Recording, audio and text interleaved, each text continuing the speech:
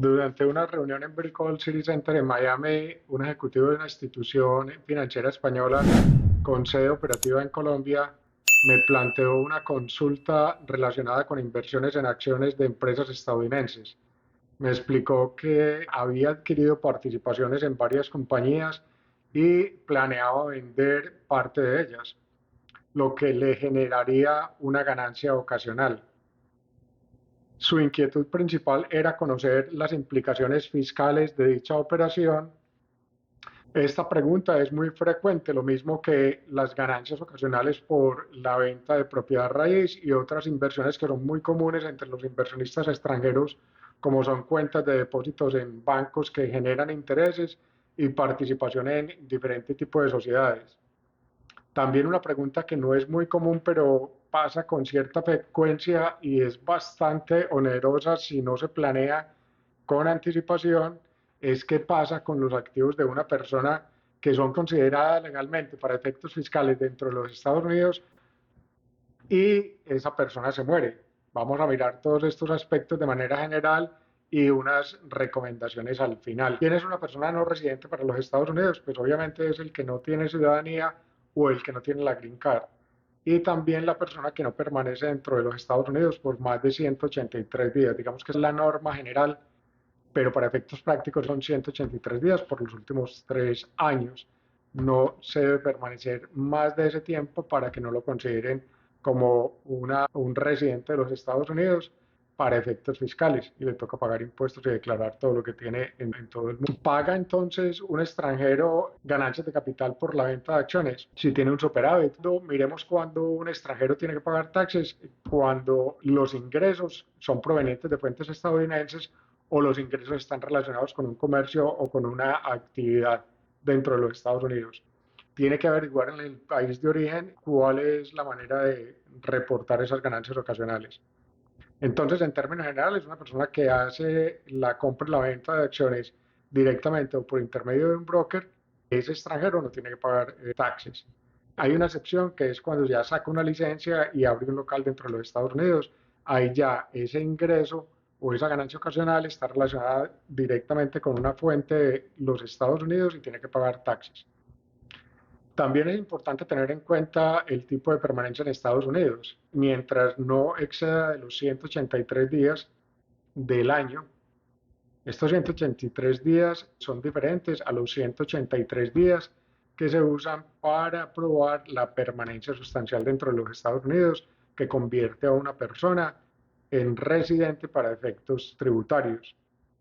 Entonces, si estás menos de 183 días en un año, seguirá siendo considerado como un extranjero no residente y en general pues no tendrás que pagar ningún tipo de taxes sobre las ganancias ocasionales generadas por la venta y la compra de acciones.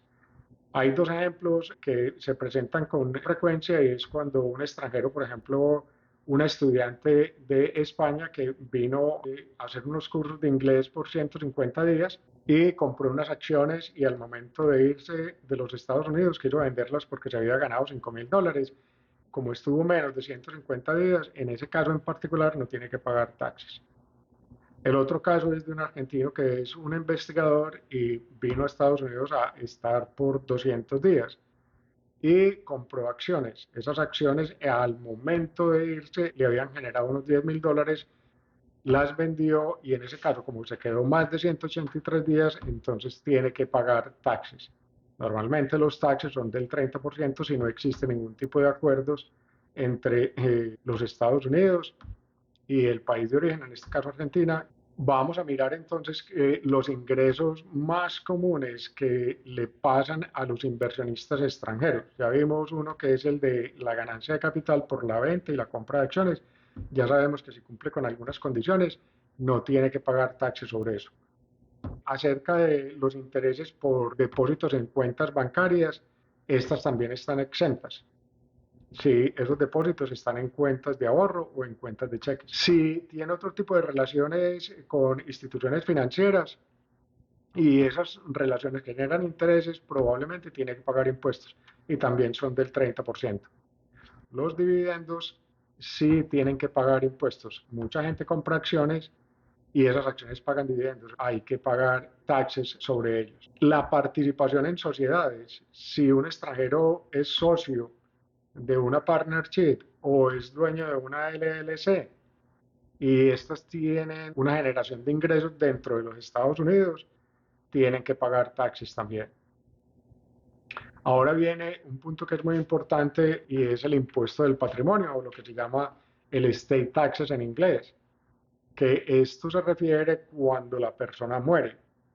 Es decir, cuando una persona tiene activos que se consideran taxables por las leyes estadounidenses y la persona fallece y es un extranjero, tiene que pagar taxes sobre eso. Esos taxes van hasta el 40%, es entre el 18% y el 40%, dependiendo del valor. Hay una excepción que es de $60,000 para los extranjeros, para que tengan un punto de comparación. Los americanos tienen una excepción de $14 millones.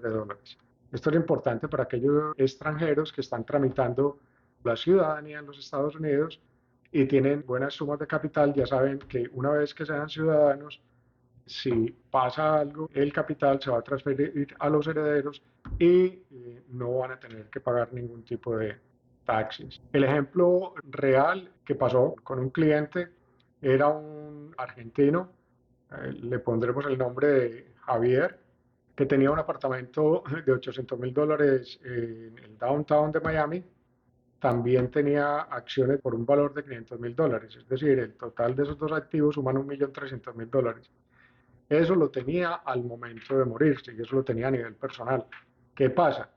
Como lo tenía a nivel personal y es un extranjero, entonces a ese 1,300,000 se le hace una excepción de $60,000, que es lo que permite la ley de los Estados Unidos.